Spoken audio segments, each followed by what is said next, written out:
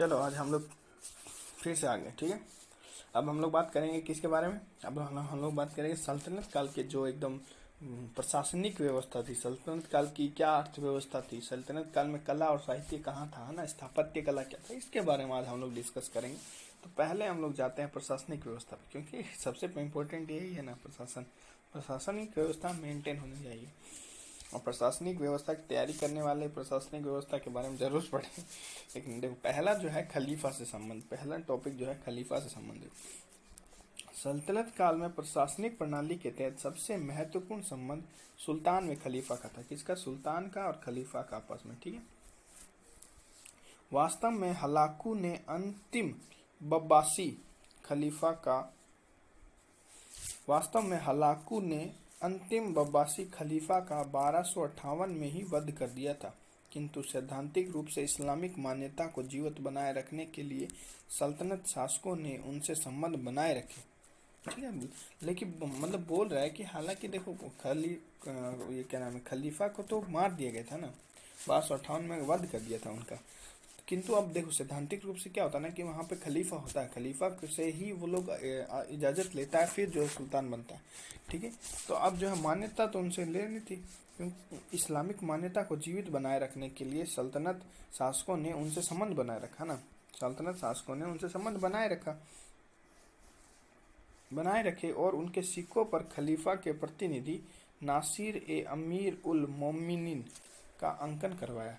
ठीक है भाई, जो खलीफा जो है ना उसका प्रतिनिधि भी होता है। जैसे मान लो उसको मार दिया तो उसका कोई बेटा कोई भी होगा ना, कोई किसी को प्रतिनिधि तो बनाना चाहता होगा, तो वो प्रतिनिधि, उस प्रतिनिधि का नाम था नासिर ए अमीर उल मोमिन, ऐसे कर छोटा कर देते, नासिर ए अमीर उल मोमिन, ऐसे याद कर लो, नाउम।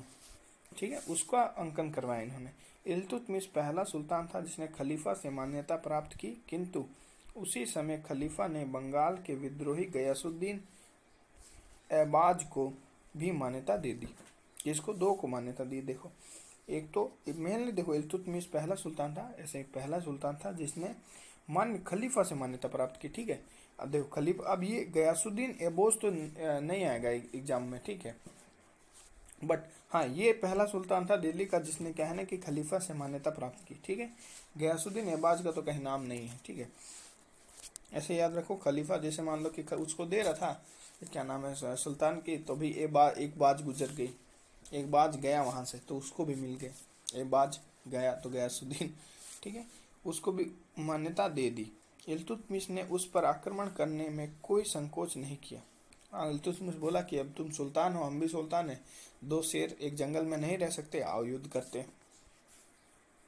ठीक है, अलाउद्दीन खिलजी ने शासकों की परंपरागत उपाधि के साथ ही अपने आप को खलीफा का दायां हाथ यानी अर्थात यामिनी उल खिलाफत, अब इसने बोल दिया कि मैं राइट हैंड हूँ खलीफा का ना, I am the right hand, तो फिर तुम हंसते में तुम्हें कमाओगे यामिन उल खिलाफत, ये ध्यान है, यामिन उल खिलाफत। ओह, गाना नहीं सुना रामकली में इसमें, ठीक, ओह ये यू यामिन उल खिलाफत में आ गया, मतलब ये यामिन उल है, मतलब ये राइट हैंड बोल रहा अपने आप को खलीफा का। यहाँ उल्लेखनीय है कि अलाउद्दीन खिलजी ने खिल्लत प्राप्त करने की कोशिश तो नहीं की। ठीक है, अलाउद्दीन खिलजी ने खिल्लत प्राप्त करने की कोशिश तो नहीं की, किंतु सैद्धांतिक रूप से इसे परंपरा को जीवित रखा। ठीक है, खिल्लत, अब पता नहीं क्या होता है खिल्लत प्राप्त करने की तो कोशिश नहीं किया था।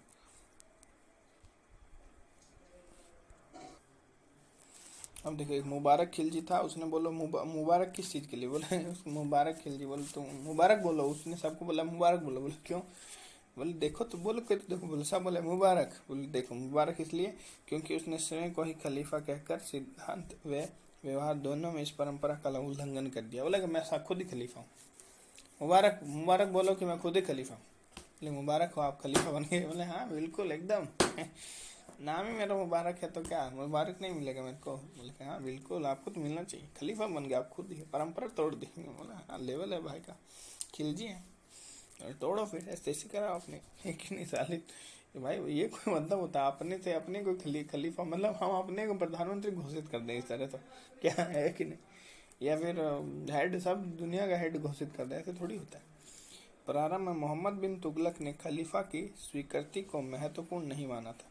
मोहम्मद बिन तुगलक बोले खलीफा, खलीफ क्या होता है? खलीफा होता कौन है? खलीफा नहीं माना, किंतु बाद में न केवल उसने खिल्लत प्राप्त करने की, वरन सिक्कों पर अपने नाम हटवाकर खलीफा का नाम लिखवाया।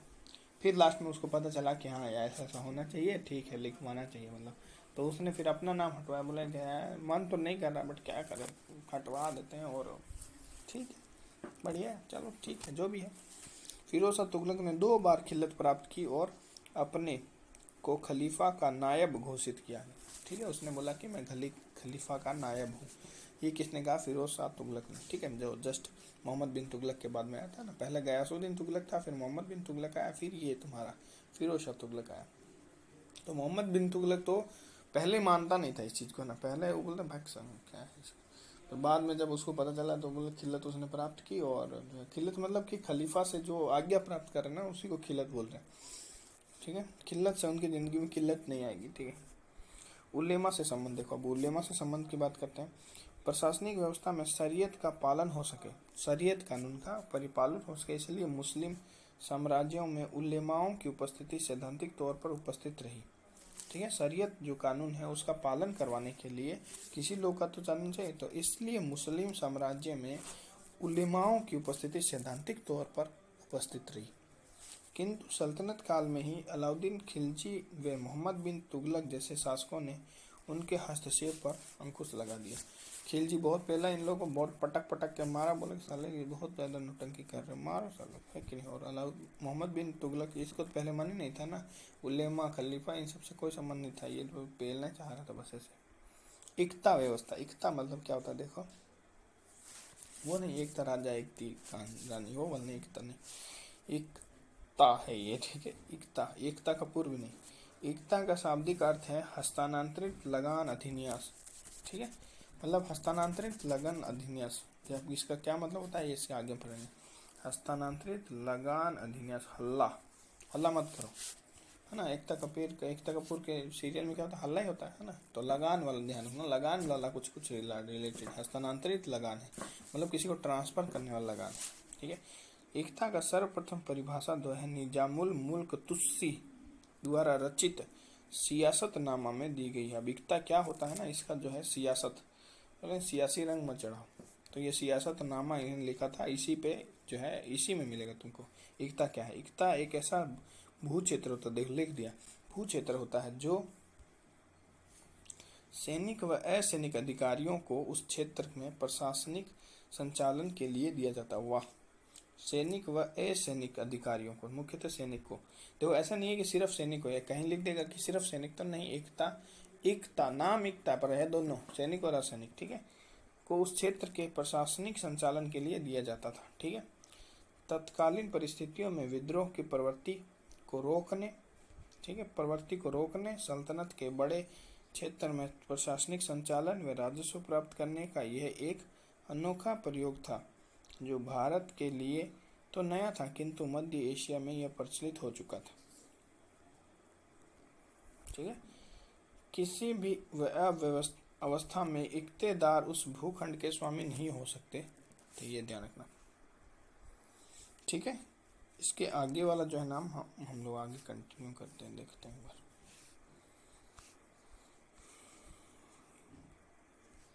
ठीक है,